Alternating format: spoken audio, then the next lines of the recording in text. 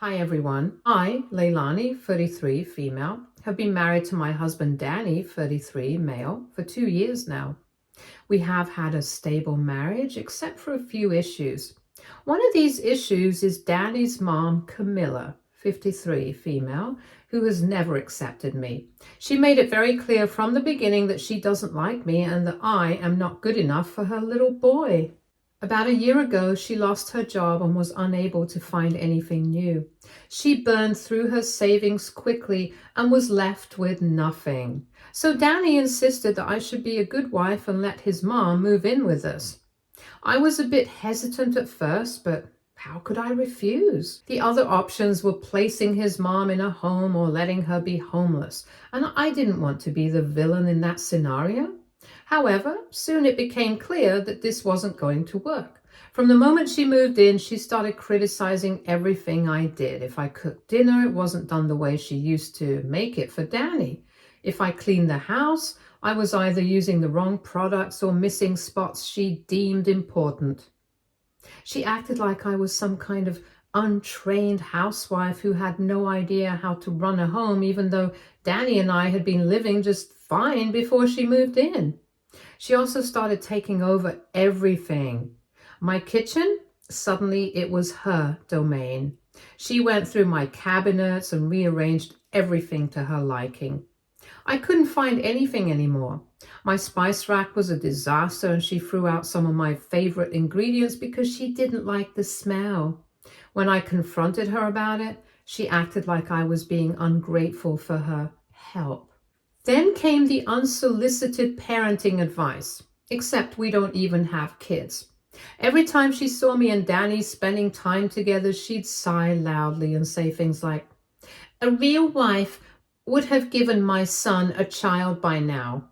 She'd drop hints at family gatherings asking when she was getting a grandchild and making it seem like I was the reason we hadn't started a family yet. She even tried to set Danny up on play dates with his childhood friends who had kids, saying, "Maybe this will inspire you too." And don't even get me started on the laundry situation. She took it upon herself to do our laundry, which at first seemed like a nice gesture, but it quickly turned into a nightmare. She washed all of my delicate clothes with Danny's heavy work clothes, ruining some of my favorite outfits. Then she had the audacity to blame me for buying cheap fabric. She even started folding our underwear and placing them in different drawers. It was so invasive and uncomfortable.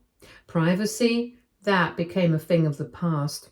She walked into our bedroom whenever she wanted, claiming she needed something. I had to start locking the door, and even then, she'd knock constantly if she needed something. One time she barged in while I was getting dressed and had the nerve to act offended that I was undressed in my own bedroom. She also had opinions on everything I bought. If I came home with new clothes, she'd scoff and say something like, "Spending your husband's hard-earned money again?" If I got takeout after a long day at work, she'd make passive-aggressive comments about how I was too lazy to cook. The worst part? Danny never really stood up for me. He'd just brush it off and say things like, "That's just how she is," or "She doesn't mean it like that." It got to the point where I dreaded coming home. I started staying late at work just to avoid seeing her. I found excuses to run errands that didn't even need to be done just so I could have a moment of peace. My home no longer felt like mine. It felt like I was living in someone else's house, tiptoeing around, trying not to set off the landmine that was my mother-in-law. And the cherry on top? She acted like she was the queen of the house. She took over the living room, watching whatever she wanted on TV and blasting the volume. If I wanted to watch something, she'd sigh dramatically and say, "I guess I can go to my room if you really don't care about my entertainment." She even took my favorite blanket, the one I've had for years, and claimed it as her own, saying it was too nice to be wasted on me. Every time I tried to set boundaries, she acted like I was attacking her. She'd get teary-eyed and run to Danny, making me seem like the bad guy. And of course, Danny would say, Just try to get along with her, babe. She's going through a tough time. I was reaching my breaking point, but what could I do? She had nowhere else to go. I tried talking to Danny, but when it comes to his mom, he becomes blind. I don't know what it is about her, but he just can't see how bad her behavior is, and it's starting to drive me crazy. Every time I try to explain how I'm feeling about the way Camilla treats me, Danny just brushes it off. He says I'm being too sensitive or that I should be more patient with her, especially because she's been going through a tough time. But nothing changes. He keeps siding with her, and I feel like I'm the one who has to put up with all her nonsense. It's getting so hard to deal with. However, Camilla crossed the line last week, and I think that was the breaking point for me. See, Danny and I have been trying to have a baby for a while now. It's something we've been really looking forward to. But a few months ago, I got pregnant, and we were so excited. Unfortunately, I had a miscarriage last month. It was a really tough time for me, and I was still trying to process everything when Camilla moved in. I wasn't really ready to deal with much, and I felt like I had no space to grieve properly. I tried to keep it together, but I was exhausted, emotionally drained, and I just didn't feel like myself anymore. Last week, I had a particularly long, tough day at work. I came home hoping to at least get a little bit of comfort from Danny and maybe have some quiet time to myself. But when I walked in, Danny and Camilla were sitting at the table having dinner together. There was no food left for me. I was starving and really hoping for a hot meal, but there wasn't anything. I walked into the kitchen. I asked Danny, "Is there any food left for me?" He just stared at Camilla and didn't say anything. And that's when Camilla spoke up, saying, "Well, I didn't know when you were coming home, so I didn't make anything for you." I couldn't believe it. I was too tired to argue, so I just grabbed some bread and jam from the kitchen and went to bed. I was upset, but I didn't have the energy to say anything more. All I wanted was some rest and to not think about how much everything in my life felt like it was falling apart. But I couldn't even get that. The next morning, I woke up still feeling exhausted. I went downstairs, hoping to get some peace and a good cup of coffee, just to get my energy up for the day. But of course, Camilla was already up and sitting at the kitchen table. I started drinking my coffee, hoping she'd just leave me alone, but then I heard her mumbling about how coffee is bad for you. At that point, I was just done. I was already tired, hungry, and irritated. I tried to ignore it, but then she said something that pushed me over the edge. She told me I never listened to anyone, and that's why I had a miscarriage. I froze for a second, not believing what I was hearing. I couldn't believe she would say something so cruel, especially considering everything I'd been going through. I was still processing the loss, trying to heal emotionally, and here she was blaming me for something that was completely out of my control. I was shocked. I just couldn't let it slide. I asked her, "What the hell do you think of yourself? What gives you the right to talk to me like that?" She calmly looked at me and said, "I can talk to you like that because you're the reason I don't have a grandchild yet." That was it. That was the moment I lost it. I was so angry my blood was boiling. I told her to shut the hell up and just walked away for a moment to gather myself. But I was fuming. I could feel my heart pounding in my chest. I didn't want to yell, but I couldn't hold it in anymore. I wanted to tell her how hurtful and disrespectful she was, how much she was pushing me to my breaking point, but I didn't know where to start. Of course, Danny heard all the yelling. He came down to see what was going on. I told him exactly what Camilla had said. I was shaking, trying to keep my voice steady, but I was so furious. I just wanted him to see how bad it was, how his mom's behavior was completely out of line. And then Danny said that I should just ignore her because she's old and wants a grandchild. He said I should understand that she's upset and wants to be a part of our lives, and that I should just let her talk like that because she's his mom. I couldn't believe what I was hearing. It was like he was telling me that my feelings didn't matter, that Camilla's feelings and desires were more important than anything I had gone through. It felt like a slap in the face. I had just experienced the most heartbreaking thing in my life, and here was Danny siding with his mom instead of standing by me, his wife.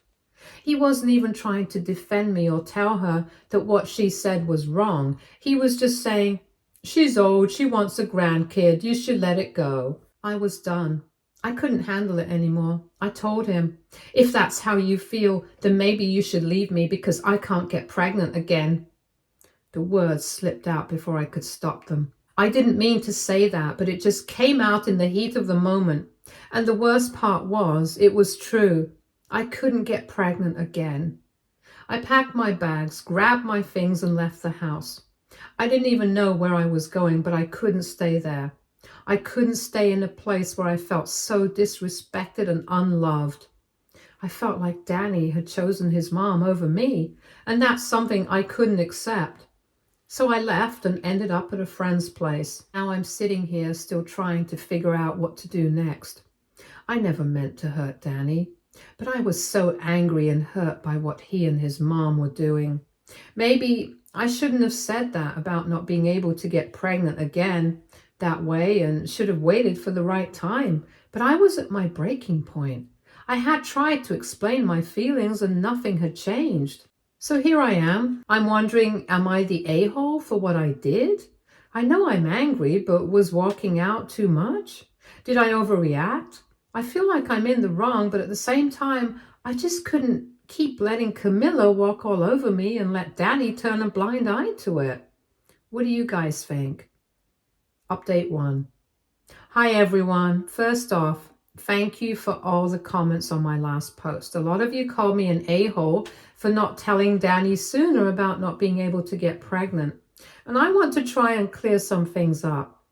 I get where you're coming from, and I definitely understand why you'd feel that way, but honestly, it's a lot more complicated than it probably seems.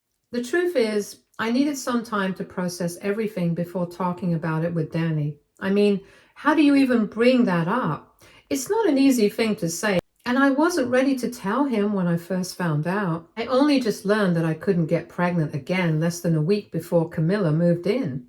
It was a lot to handle, and I was still trying to understand how I was supposed to move forward with everything. It felt like my world had been turned upside down. And then, on top of that, Camilla moved in. I don't know if that makes sense, but I was completely overwhelmed and I didn't know how to process everything, let alone talk about it with Danny. But yeah, I do understand now that I shouldn't have said what I said to Danny, especially in front of her. I was just so angry in that moment I let everything spill out. I know that wasn't the right way to handle it, and I'm sorry for that. I didn't mean to hurt anyone, but I honestly didn't know how to deal with it all, especially with her in the house. So after everything went down, Danny called me the day before yesterday. He was upset and I could hear it in his voice. But I was still too angry to talk to him. I told him that I would text him when I had calmed down and could actually have a real conversation. I needed some space to think about everything, and I wasn't ready to say anything I'd regret. This morning, I finally called him. I had been thinking a lot, and I was ready to talk, even if it was going to be hard. He came to see me at my friend's place. I wasn't sure what to expect, but we sat down and started talking. I told him exactly what the doctor had told me about not being able to get pregnant again. And when I did, he asked me why I hadn't told him earlier. He was hurt and confused, and I could see it in his eyes. Honestly, it hurt me too, but I knew this was something I had to explain. I told him the truth. I didn't want to burden him with this when everything with his mom was already so complicated. I knew how important it was for him to have a baby, and I wasn't sure how to tell him that I couldn't give him that, especially with Camilla already living with us. The timing just felt awful. I didn't want to bring up something like this while I was dealing with her constant presence in our home. I didn't know how to talk to him about this and deal with her. It felt impossible. At first, he was silent for a moment. Then he told me that he understood. I'm not sure if he was just trying to be supportive or if he was truly processing it all, but I appreciated him trying to understand. I needed him to get it, especially since everything with Camilla had been so difficult. But then I told him something I knew would be hard for him to hear. I told him that I wasn't coming back home until Camilla was out of the house. I was firm. I didn't want to play games with this anymore. I felt like I had tried every other option and nothing was changing. I needed him to choose. It was either her or me.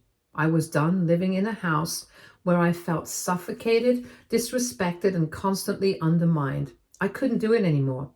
I didn't want to be the bad guy, but I knew I had to set this boundary for my own sanity. Of course, Danny didn't take it well. He said that he couldn't just kick his mom out onto the streets. I get it. I do. I know Camilla's his mom and he's trying to be the good son, but I couldn't let it slide anymore. I told him that if he really cared about me, he'd have to make arrangements for her. It was time for a change, and I wasn't going to go back to a life where I felt like I didn't have a voice in my own home. He left. We haven't talked since then. I haven't heard from him, not even a text. I don't know what he's thinking, and to be honest, I'm scared. I'm scared that he'll choose her over me, that he'll think I'm being unreasonable, but I also feel like I can't keep sacrificing my happiness for the sake of his mom's comfort. I've already put up with so much for so long. I'm at my breaking point. I keep thinking about all the things I said, wondering if I could have handled it better. I didn't want to hurt Danny, but I couldn't keep living like this. I feel guilty about leaving, but I also feel like it was the only way to make him see how serious this was. I hope he'll come around and realize I'm not asking for too much. I just need space, respect, and the chance to heal, but right now I'm not sure what's going to happen.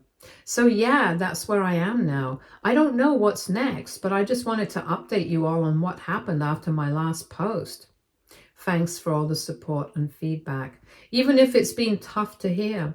I guess I just need to figure out how to move forward, whatever that looks like. Update 2. Hello everyone. I know it's been a month since my last update, but honestly, it's been such a roller coaster. I needed some time to process everything and figure out where I stand. After Danny left my friend's place, I stayed with her for a while, and it was honestly nice to have some peace and quiet. Gave me a chance to just breathe and think about everything that had happened. I had to ask my friend to go to my house to grab some of my things like clothes and personal items. I wasn't ready to go back there yet, and I needed her to get the stuff for me.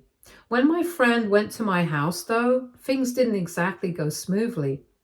Camilla was there, and of course she wasn't happy. She started yelling at my friend, telling her to get everything she could quickly because she wasn't planning on leaving anytime soon. I couldn't believe it. Camilla was acting like she owned the place, still trying to control everything, even though I wasn't even there. My friend was really uncomfortable, but she got what I needed and didn't engage with Camilla. I was just so frustrated that Camilla thought she could still behave like that. Meanwhile, Danny and I were talking on the phone, trying to figure out what the next steps were.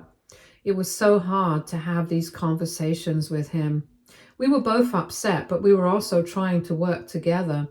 After some long talks and a lot of back and forth, we finally decided that the best thing to do for everyone was to rent Camilla a small studio apartment or a one-bedroom where she could live on her own. Danny and I both have good jobs, so the money for it wasn't an issue. It seemed like a reasonable solution. She would have her own space and I would have mine, which was what I needed. But of course, it wasn't that simple. When we told Camilla about the plan, she wasn't happy at all. She started crying every evening, saying that she couldn't believe her own son was doing this to her. It was heartbreaking for Danny, I could tell. He's torn between me and his mom, and every time she cried, it felt like he was losing a piece of himself. It was really hard to watch, but I also knew I couldn't just let her stay at our house.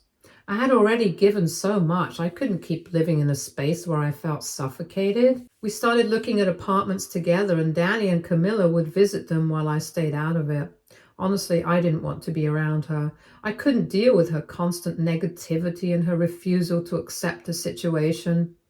Every place they visited, Camilla would find something wrong with it. The kitchen was too small, the bathroom wasn't nice enough, or she didn't like the color of the walls. It was like she wasn't even trying to make this work.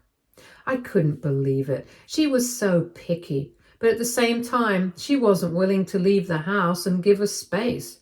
It was honestly starting to feel like she just didn't care about anything except staying with us. I've made it very clear to Danny that I don't want to see Camilla during this process.